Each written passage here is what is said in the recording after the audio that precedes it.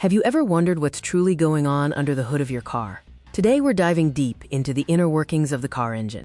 The engine is the heart of your vehicle, converting fuel into the necessary power to move you from place to place. Let's start with the basics. Most modern cars use an internal combustion engine. This simply means that fuel is burned inside the engine to create explosive force. The main components involve pistons moving within cylinders, connected to a crankshaft that converts this linear motion into rotational energy. Car engines operate on a repeating sequence known as the four-stroke cycle: intake, compression, power, and exhaust. This cycle happens thousands of times per minute. During the intake stroke, the piston moves down, opening the intake valve, which draws in a mixture of air and fuel into the cylinder. Next, the compression stroke occurs. The intake valve closes, and the piston moves up, squeezing the air-fuel mixture tightly. This increases the temperature and pressure, preparing it for the next step.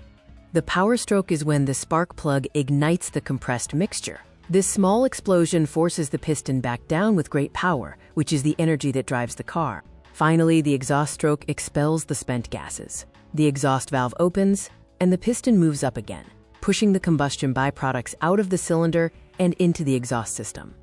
For the power stroke to happen, we need fuel delivery and a reliable ignition source. The spark plug is essential. It delivers the electric spark at the precise moment to ignite the highly compressed air-fuel mixture. Fuel is delivered either through a carburetor, which mixes air and fuel mechanically, or more commonly now through precise electronic fuel injection systems. All this combustion creates a linear motion, but how does that translate into making the wheels turn? The secret lies in converting the piston's up and down movement, which is linear, into the continuous circular motion needed for the drivetrain. This conversion is done by the crankshaft. Connected to the pistons by connecting rods, the crankshaft rotates, much like pedals on a bicycle, turning that explosive force into usable torque. Engines generate an enormous amount of heat and friction. Without proper management, they would quickly overheat and seize up. The cooling system, including the radiator and water pump, constantly circulates coolant to draw heat away from the engine, keeping temperatures stable and preventing damage. Engine oil is vital.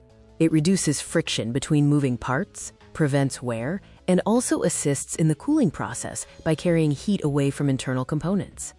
So that's a detailed look at how a car engine converts chemical energy into mechanical motion.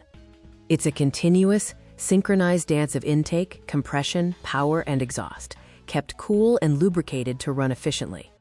Understanding this complex process helps you appreciate the engineering marvel that powers your daily commute and weekend adventures. Thanks for watching.